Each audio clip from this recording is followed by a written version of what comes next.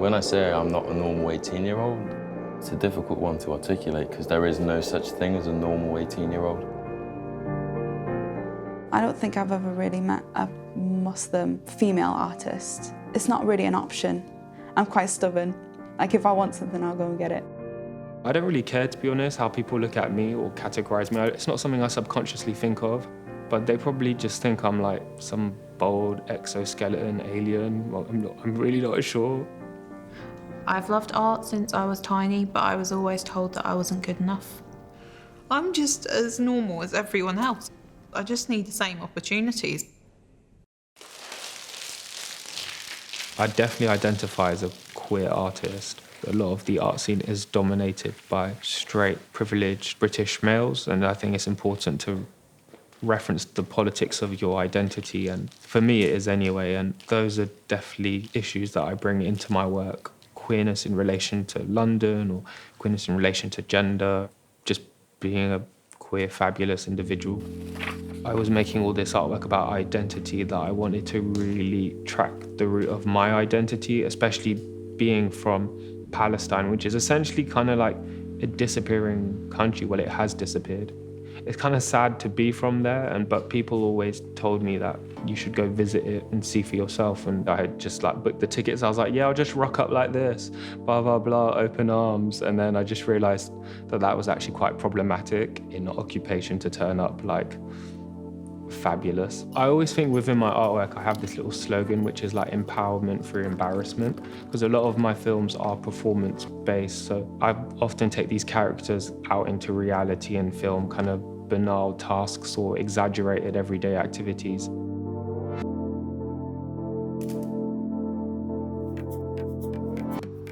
My mother's from Manchester, she's white British, and my father was from Libya. Manchester's her home. It's our home as well. Manchester's definitely a little haven for us to be able, for a lot of different communities to be able to feel safe. Definitely ours. Because as soon as we leave Manchester, I mean, it's a different story. Even a little bit outside Manchester, I'm just like, all right, if someone stares at you for too long, just walk away. No. I don't think you're a danger to society. A lot of people do. I'd be sad if they think that. I think it was as soon as I started wearing the hijab that people started treating me a bit more differently. My mannerisms always have to be very friendly, very smiley. Things like that, making sure that, you know, they know I'm a normal person. And I never thought I'd have to be aware of that when I was older. I think me going into illustration is quite an unusual move, because I've known so many Muslim girls that I've kind of grown up with who've actually are a lot better than me at art, but they've just decided to abandon that and go for something like medicine. And the art world doesn't really seem like something a Muslim hijabi girl can really go into. I think the fact that the Whitworth is giving us a voice is really just giving us the confidence that we need. I have something called complex regional pain syndrome, which is often shortened to CRPS. It's a condition that basically, like, the muscles and whatever was wrong to start with heals, but the nerves don't, and they just keep on repeating the signals of the pain over and over. It's rated more painful than having an amputation of like a finger without anaesthetic. It's above childbirth. And I have to deal with that every day, 24 hours. I live at the moment in supported housing. I officially came into care the 13th of January last year. I had at least 12 weeks before my 18th birthday, which meant I would be, as the lovely legal title, as former relevant child. Because I've got as many issues as I do, it's meant that I'm still technically living in a children's home because there's nowhere that can meet my needs. There's just such a lack in the housing system.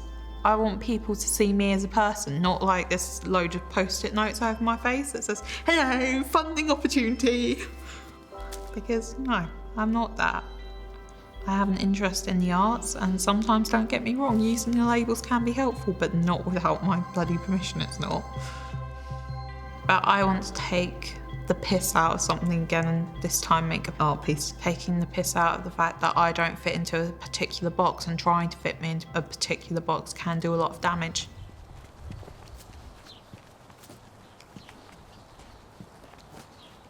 I remember coming in and thinking it'd be similar, almost like a young offender. So I was like almost like ready to be like on my toes. But then I came and I think I was either greeted by yourself or Steve, and it was just like, no, this is a little bit different.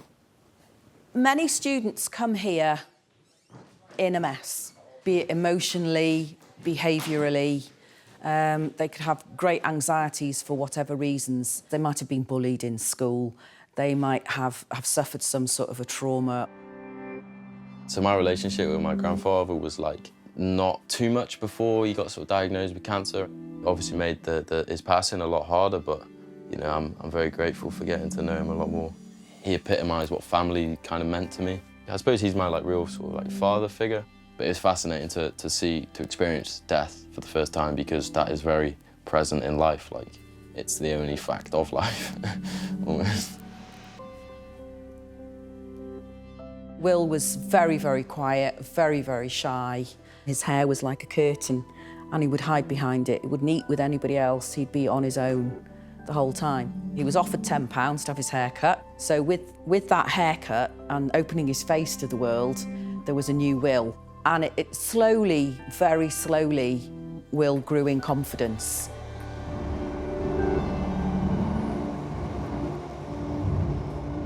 People always tell me, like, you can take the girl out of Streatham, but you can't take Streatham out the girl. Streatham is, like, it's really interesting, but also crazy as hell at the same time. To know that there's areas within the same city and the same landscape which make huge amounts of money, it's kind of ridiculous in my head. It's like a ridiculous concept. So to kind of like go there, become it, infiltrate from within and exploit is, I think, quite a funny concept. They're just kind of like so masked and so straight. There's just something really disturbing about those areas.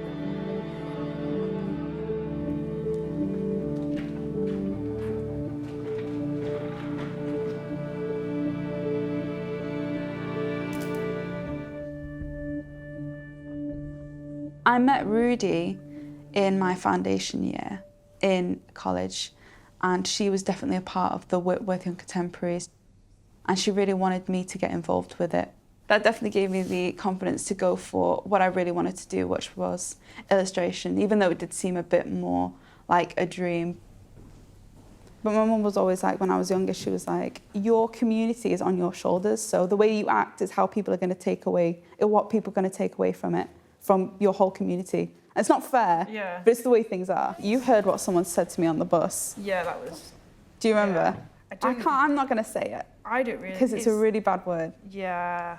Everybody in that room at some point has had something said to them. Yeah, of course. Yeah. Like, our group walking around had weird looks because we're in foundation because we're so mixed. Yeah. So what is the piece title? I had a really good idea yesterday, actually, because the phrase "no longer relevant" sounds like a really good name for an exhibition. I like that a lot. I kind of wonder if maybe, say if it was like a wall that we made, then I kind of see you coming in, you trying to push it through one side as sort of these really perfectly outlined shapes, like a triangle or squares. And then you actually go around the other side once you've pushed it through and you see that actually these shapes weren't nearly as perfect as you thought to start with. So I suppose, you know, we've got to try and get in there that you feel like a number in the system and frustration and things. If I try and tell people what's going on in my immediate situation, you kind of get the mix of sort of 3 reactions, sometimes 4 if you're unlucky. First one's like, oh dear, that's horrible. Second one, well, we can't do anything about that, so I don't understand why you're talking to us. Third one, well, we're here, but we don't know how to support you. Fourth one, why the fuck would I give monkeys about that? The exhibition that you created was just mind-blowing, absolutely mind-blowing, like how you could tell it was your ideas that had gone into it because it was so out of the box, and it was like, yeah, this is definitely what Will's mind thinks like, with the whole skate park in the gallery. I mean, who would ever even think of doing something like that? Galleries kind of treat, or tend to treat, those kind of schemes as a way of bringing in a younger generation but not allow them to do anything. Yeah. Whereas what I wanted to do, something which had an end result. We turned this into the plaza. One of my things was like, oh, I'd love to be able to either work with an artist or create a work that can be skated by the public. Just because then it takes away this don't look, don't touch, it almost to an extreme level. On a base level, the viewers that come will go, oh, it's a skate park and a gallery, whereas the reality is it's a retrospective and a follow-on from the history series of a local skate park that used to be here, that used to see people come from California to skate. So some people would like jump off the ramp and hit the wall and then jump back in. Here we had like a rail that we got fabricated. The idea was similar to these railings. I thought, how do we make these skateable? One thing I was adamant on was having contemporary work put on an equal playing field. But that's why this skate show is so successful, because you traverse both things. Is that you communicate to a local audience, but also it picked the ears up of a sort of international following too. I see so many links between art and skate culture because it's an inherently individual creative sport. It's just a place where they can actually just be themselves. I just have large chips, please. One large chips and one cone of chips. One large chip and a cone of chips, yeah? And did you cold drinks? Glitch when it came along with the gallery, that was In theory, yeah. the turning point, wasn't it? You know, that was the first opportunity to see creativity as a potential avenue. The shift was after and you started entering the world of I suppose like the world of Adam and the galleries and you changed.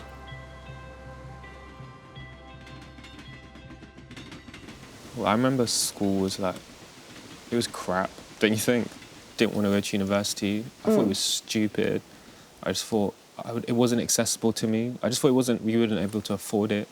But I joined Tate Collective, and then that was more interesting than university. And when I met people at Tate who worked there and other Tate Collective members who had gone to university and were speaking this, like, I don't know, academic language or art language, which I didn't really understand, like, I guess I wanted to go. I think what you were craving for was to meet people who had the same sense of commitment towards the arts. But no one really did. No, exactly. But if you go to college and if you go to university, you will be with people who love arts as much as you do. Sort of a hobby that I do have is to be able to draw people, but sort of candidly, so they don't know that I'm drawing them. I go off how I feel when I'm doing the sketch. So somebody will come by that I'm inspired to just draw straight away, and I'll just let the pencil take over. I don't think too much about it. I just draw what I see. This is degree level work that I did for second year, and it was to create a story. So I decided to create a story about two opposing planets that are joined by one tree. So it was one planet sort of powered and controlled by robots, and another planet that worshipped the tree that it joined them together. And with these opposing ideas, they had to learn to live in peace. I know what that sounds like. Some people have related it to Israel and Palestine, but I mean, that wasn't my idea at the beginning, but it's okay if people want to believe that. I think it's quite good that you have to like interact with it, like you physically put something through it and you kind of... Yeah. What you see on the outside is like this grey polished, perfect, clinical, yucky edge. You kind of see how foul it is with all the bits that make up it. The care system's one of my least favourite things on the planet, I have to say. I think I'd much rather clean toilets than be in it. Children always have like a box, and then it has specific shaped holes and it has specific shapes to fit through them. It's designed to look like it's badly built. Yeah, exactly. Makes it it's just a quite really a lot realistic, easier for us, isn't it? Yeah. That's great. Then you smash the fuck out.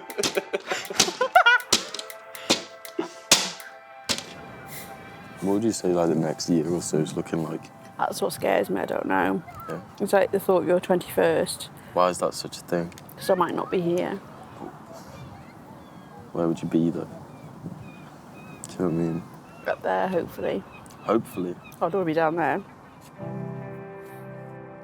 When my mum was diagnosed, I remember, like, I've still yet really faced it and come to terms. There's been a few instances where I've been, you know, kind of took from the left and been like, wow, okay, this is real. And I've got, you know, say, I don't know, 3 to 5 years or whatever. Because once the stages start moving, they move quite quickly. I have to believe that that's there, What's there? that there is somewhere else after this. Have to. Just for it to make sense. That there is another life after this. This can't just be the end. At the age of 50, it can't possibly just be the end. In my head, I was like, okay, I've got two options here. Either stop what I'm doing creatively and just be there with her and support her and nurse her to wherever the destination is. Or I quick step all of these activities so she has things to be proud of or distract from herself. And it's like, the true answer is that it's somewhere in the middle.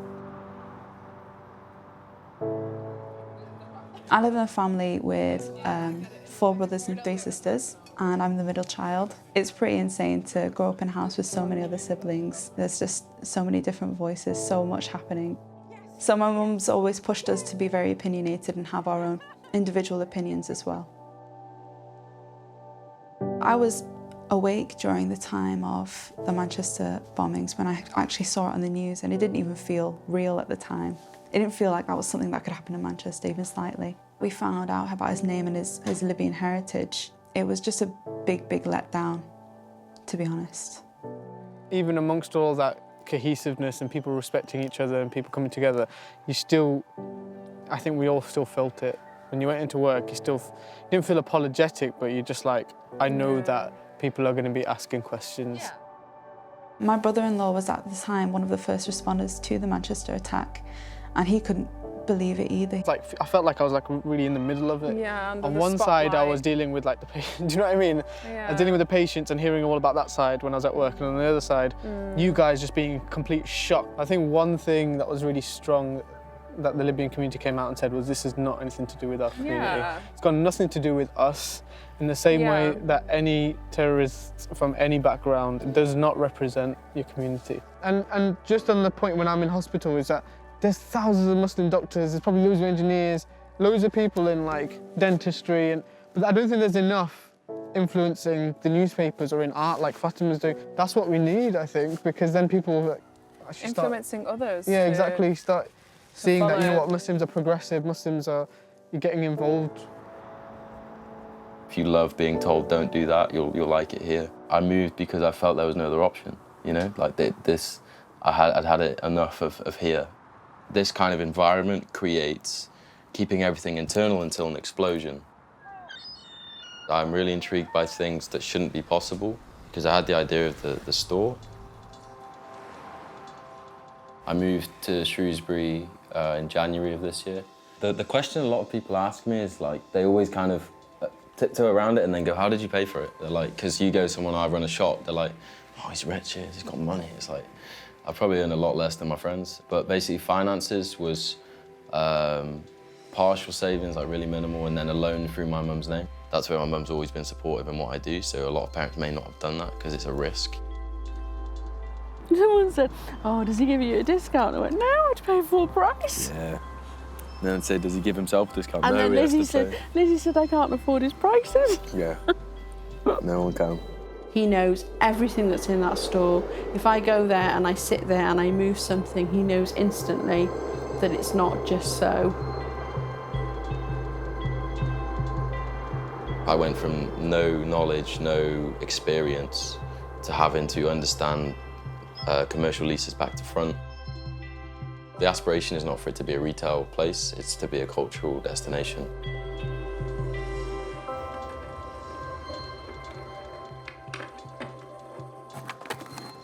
I think you've always had an old head on your shoulders, so I think you've just grown it quicker. Because, I don't know, say where some of your friends are now, who are in their 20s, you were there when you were perhaps 14 or 15. You've always sort of been a bit ahead. I always question, though, whether that's a good thing or a bad thing, because it's like, people go, oh, yeah, that's cool, but they're only really saying that because it's different. Have you missed out on stuff that's because the thing, of it? That's what I'm saying. It's like, and but when then it in reality, suddenly hit you, when you're 30 or 40 and you'll go nuts. Yeah. Hope so. When I'm on my way in, it depends where I'm going into. If it's to go into the gallery, then it's like, woohoo! I'm really excited and I really want to go in because it's like one of my favourite places. For me, it's just, yeah, it's home. The shapes that we're all making are like people. Everyone's unique. Everyone's different sparkles, different glitter, different Play-Doh, different amounts, la-di-da-di-da. But when you actually look at the social care system, it expects people to fit very specifically into certain categories, and it doesn't deal with people in between very well. This is kind of demonstrating the damage that it does to force people for a shape that doesn't fit them.